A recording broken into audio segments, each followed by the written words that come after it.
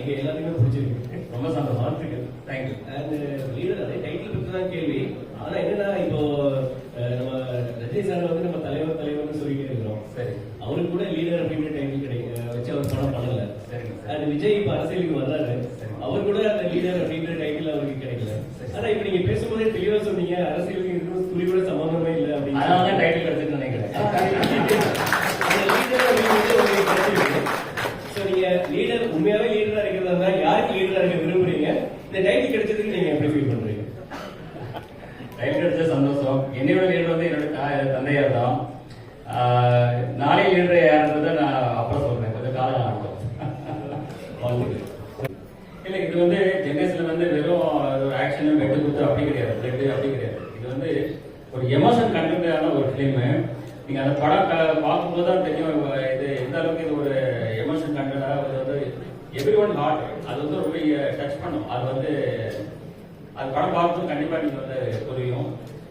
இது வந்து கம்ப்ளீட்டா இது வந்து நீங்க சொன்ன மாதிரி பிளட் அந்த ஹிஸ்டரி அது மாதிரி போகாது. எமோஷன் கண்டென்ட்டா அவர் செய்யற வேலைகள், அவர் வந்து செல்ஃப் ப்ரொடக்ஷன் என்ன பண்ண போறான்றது தான் இதுல இருக்கு சார். தேங்க்யூ. நம்ம தனியா ஃபைட்டு மட்டும் சொல்ல மாட்டோம் சார், ஒரு கதையோட எக்ஸ்டென்ஷனா தான் சொல்லுவோம். அப்போ எமோஷனலான ஒரு இடத்துல சரியான இந்த ஃபைட் வருதுன்னு சொல்லும் போது அந்த தொடர்ச்சி அவர் புரிஞ்சுக்கிட்டதுனால எனக்கு எதுவும் பிரச்சனையா இல்லை சார். ஏன்னா ஃபைட்டுன்றது தேவையில்லாத வைக்கும் போது தான் இந்த கேள்விகள் வரலாம். ஒரு எமோஷனோட எக்ஸ்டென்ஷனா ஒரு வீட்டில் ஒரு பிரச்சனை, எந்த காரணத்துக்காக சண்டை இருக்கு கதையில அப்படின்னு நம்ம அந்த தொடர்ச்சியோட சொல்லும் போது யாராவது அக்செப்ட் பண்ணிப்பாங்க சார். அப்படிதான் ரிசீவ் பண்ணார் சார். அந்த கேரக்டரா இந்த கேரக்டர் இப்படி பண்ணுது அப்படின்றது மாதிரி தான் உள்வாங்கிக்கிட்டாரு. அதனால எனக்கு அது ஈஸியா தான் இருக்கு சார் அந்த ப்ராசஸ். சார் நான் என்ன ஒருத்தர் மாதிரி இன்னொருத்தர் சொல்ல முடியாது சார். தனிப்பட்ட சார் இப்ப லெஜெண்ட் சரவணன் சார்ன்றதுக்கு ஒரு ஒரு கதைக்கான ஒரு ஹீரோ அப்படிதான் நான் அவரை தனியா ஒருத்தரா பாக்குறேன் சார். இப்ப இன்னொருத்தரோட அவரோட இன்னொன்னு அப்படின்ற மாதிரி நான் அவரை பார்க்கல சார், தனியா பாக்குறேன் சார். அப்படிதான் சொல்றேன். லெஜெண்ட் சாருக்கு இந்த கேள்வி. Yes sir. லெஜெண்ட் படத்துல கிளீன் ஷேவோட நடிச்சீங்க. அப்ப தாடி மீசையோட ஒரு கெட்டப் தனிப்பட்ட முறையில கேட்டா அந்த கெட்டப்போட இது வந்து சூப்பரா இருக்கு. உங்களுக்கு எந்த கெட்டப் பிடித்தமானதா இருக்கு? இல்ல, ஆக்சுவலி நான் வந்து அதை வந்து ஒரு வேற ஒரு பிளேவர்ல அதை கொடுக்க நினைச்சேன். அது சம்திங் அதில் வந்து சில டெக்னிக்கல் இஷ்யூ இருந்தது. இப்போ இது வந்து எல்லாருக்கும் பிடிச்சிருக்கு. ஸோ இது வந்து சார் நீங்களே சொல்லுங்க, வலைபேசியில் நீங்களே சொன்னீங்க கொஞ்சம் தாடி மீசை வச்சா நல்லா இருக்குன்னு சொன்னீங்க. வச்சுட்டேன், அவ்வளோதான், விடுங்க. இல்ல, அது வந்து பாத்தீங்கன்னா எப்பவுமே ஒரு புதுசா ஒரு இடத்துக்கு ஒருத்தர் வரும்போது விமர்சனம் வரும். இப்போ ஸ்டார்டிங்ல பாத்தீங்கன்னா ரஜினி சாருக்கு வராத விமர்சனங்கள் யாருமே வந்தது இல்லை. ஸோ விமர்சனங்கள் வந்து வந்தாலும் நம்ம வந்து ஒரு நம்பிக்கையோட நம்மளுக்கு ஒரு இலக்கு தெரியும், அந்த இலக்கை நோக்கி நம்ம பயணிக்கும் போது நம்ம கிளியரா மைண்ட் அதை நோக்கி பயணிக்கும் போது அது வெற்றி கிடைக்கும் போது அந்த விமர்சனங்கள் அப்படியே பாசிட்டிவா மாறிடும். இதுதான் என்னோட கொள்கை.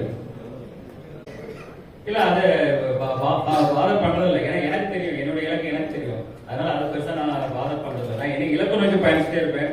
ஸோ அந்த இலக்கை அடையும் போது ஆட்டோமேட்டிக்கா அது வந்து அப்போ புரியும். அது வந்து வாட் இஸ் நான் என்ன நினைக்கிறேன், நான் என்ன செஞ்சேன்றது எனக்கு புரியும். இல்ல, நெக்ஸ்ட் அது ஒரு காமனான என்ன இருக்கு எனக்கு வந்து அதை ஒரு அது தவிர்க்கவே முடியாது. இன்னைக்கு வந்து எல்லாருக்குள்ளாராங்க மிகப்பெரிய தலைவர்கள் இருந்து கடவுள் எல்லாரையும் விமர்சனம் பண்றாங்க. அது நம்ம பேச்சு பண்ணி பார்க்கணும். அப்படின்னு நம்ம என்ன செய்யறதுதான் ஒரு மூணு விஷயம் சார். இல்ல, எனக்கு ஃபர்ஸ்ட் ஃபேமிலி பிசினஸ் தான், அதான் ஃபர்ஸ்ட் எனக்கு இம்பார்ட்டன். அதில் தான் ஃபுல் ஃபோக்கஸ்டு. இது வந்து எனக்கு பேஷன். எனக்கு வந்து சின்ன வயசுல நான் சொன்னேன், ஆல்ரெடி இப்போ சொன்னேன், சின்ன வயசுல இருந்து ஆர்வம் அதிகம். ஸோ அதனால அந்த துறைக்கு வந்தேன். அதில் என்ன செயல்பட்டு என்னால் அந்த சக்ஸஸ் பண்ண முடியுன்ற நம்பிக்கையோட தான் அதை செயல்பட்டேன். பட்ஜெட் வந்து சாருக்கு தான் தெரியும். நான் என்ன கேட்டாலும் எல்லாமே பண்ணி கொடுத்தாருன்றதுதான் எனக்கு தெரியும். அதை தாண்டி அவர் எதையும் கேட்கவும் அலோவ் பண்ணல. இந்த படம் வந்து தூத்துக்குடியில் பண்ணியிருக்கோம் சார். ஜார்ஜியாவில் ஒரு 15 days ஃபாரின் ஷூட் பண்ணியிருக்கோம். ராஜஸ்தானில் ஷூட் பண்ணியிருக்கோம், ஊட்டியில் ஷூட் பண்ணியிருக்கோம். இப்படி பல இடங்கள் பண்ணியிருக்கோம் சார். ஒரு 90 days அரௌண்ட் 90 days கிட்ட ஷூட்டிங் போயிடுச்சு சார். ஒரு 7 நாள் ஒரு வேற டேஸா 97 கிட்டத்தட்ட எல்லாமே 1.5 கால்ஷீட் இருக்கு. பாத்தீங்கன்னா 150 நாள் மைண்ட் வச்சிருங்க. ஸோ அப்போ எவ்வளவு பெரிய படம். ஆனா அது கிறிஸ்பா அது வந்து 2 hours 20 minutes 15 minutes. அப்ப அந்த அளவுக்கு அதை கிறிஸ்பா எப்படி கொண்டு வந்துருக்காங்க. அப்போ அது அதனுடைய அந்த அளவுக்கு அவர் வந்து மெனக்கெடுது. சிகரெட் சிகரெட் ட்ரிங்க்ஸ் ரெண்டுமே பண்ண மாட்டேன். கேட்க போதும். பண்றது இல்லை, சினிமாவில் பண்றது இல்லை. நான் வந்து மிகப்பெரிய டைரக்டர்ஸ் 2-3 பேர்கிட்ட பேசிட்டு இருந்தேன். அது வந்து எனக்கு சில உடன்பாடுகள் ஏற்படலை. சார்கள் கூட உட்கார்ந்து பேசும்போது எனக்கு அவங்க சொன்ன கதையாகட்டும் மற்ற விஷயங்களாகட்டும் எனக்கு ரொம்ப ஸோ அதனால அவர் கூட இணைந்து இதை பணியாற்றும் போது தான் தெரிஞ்சது இந்த அளவுக்கு பிரமாதமா இவர் பண்ணிட்டு இருக்காரு, ரொம்ப நல்லா இருக்குன்னு சொல்லிட்டு உடனே இப்போ பாதி படம் போயிட்டு இருக்காரு, அடுத்த படம் பண்ணணும்னு சொல்லிட்டு இப்போ படம் முடியறதுக்கு முன்னாடி அட்வான்ஸ் கொடுத்து அவருக்கு அக்ரிமெண்ட்டும் போடுறது.